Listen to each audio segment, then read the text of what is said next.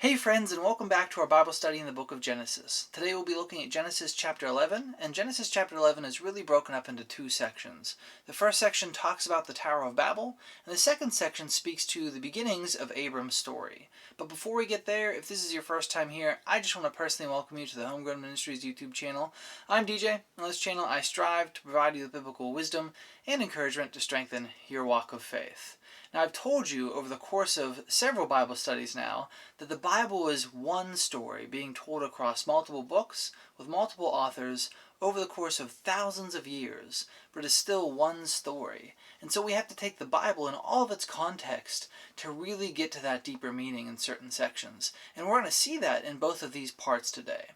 So one of the things we see that's a common theme in the Old Testament is man's disobedience. And we're going to see this in the part 1 section of the Tower of Babel and the part 2 section of Abram's story. So remember, when Noah and his sons got off the boat, God commands them to be fruitful and multiply and populate the entire earth. But right here we see in the story of the Tower of Babel, man already is disobeying God.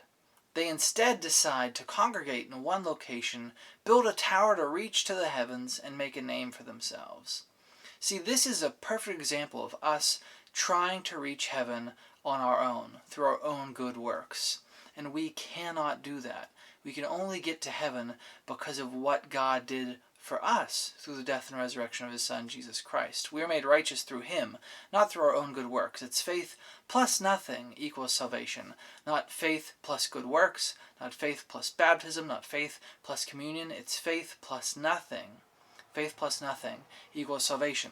So these people are trying to get to heaven on their own. And so God sees this. He sees their disobedience and He punishes them by confusing their language. You see, before this, everybody spoke the same language. But God saw this and decides to punish them with a confused language so that they will not be able to try to reach the heavens in the future.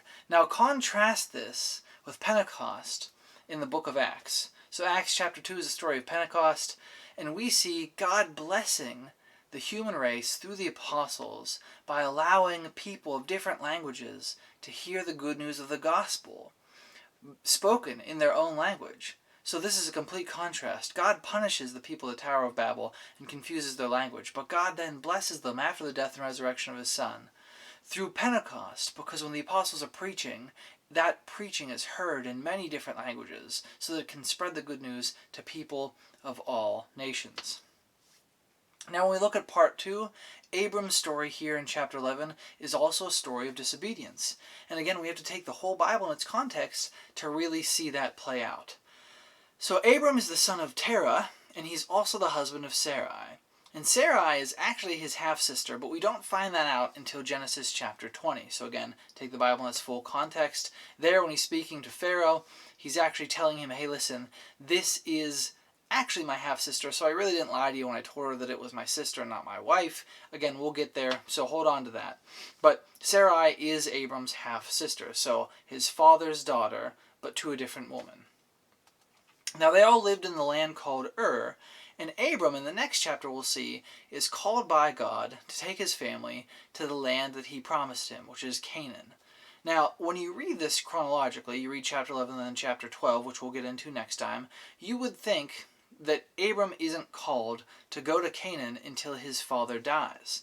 But that's not actually true. We find out in the book of Acts in the New Testament, in chapter 7, verses 1 and 2, when Stephen is talking to the Sanhedrin, he tells us through the Holy Spirit that what actually happened was Abram was told to go to the land of Canaan when he still lived in his father's house. Him and Terah, when they were in the land of Ur, were told to go to Canaan. Now, you'll see in this chapter, in chapter 11, that they head towards Canaan, but they don't get there. They end up settling in Haran. And Haran is settled there by Abram and his father Terah and his wife Sarai.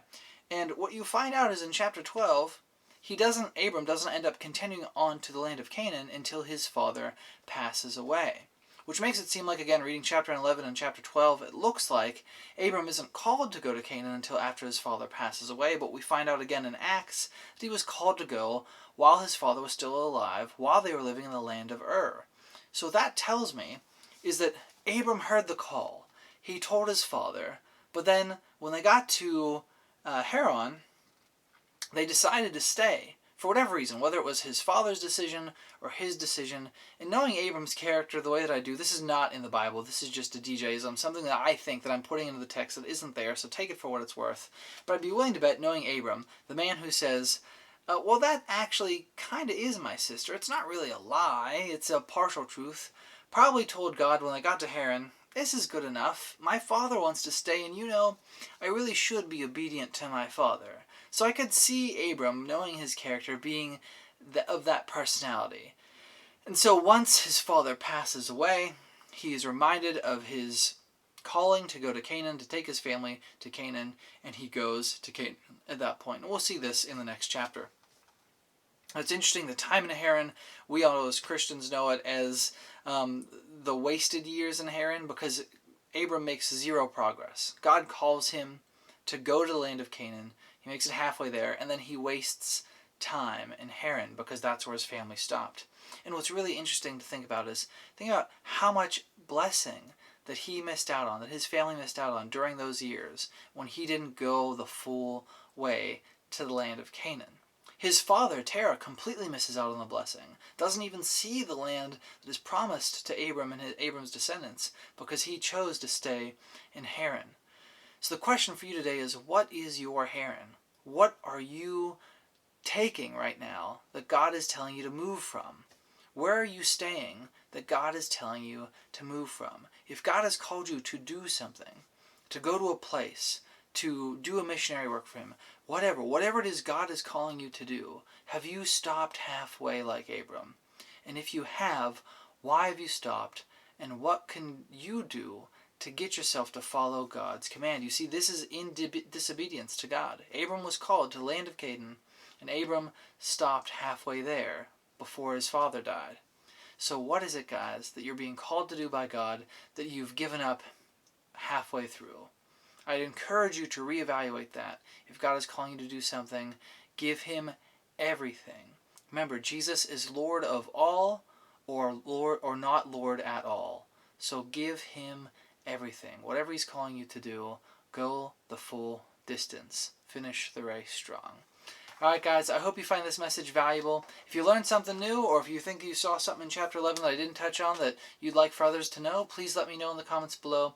I'd love to hear from you. And Christian friends, please continue to be the salt of the earth. Be the light to the world. Go encourage somebody else today because the world desperately, desperately needs it. And I'll see you in the next video. Bye.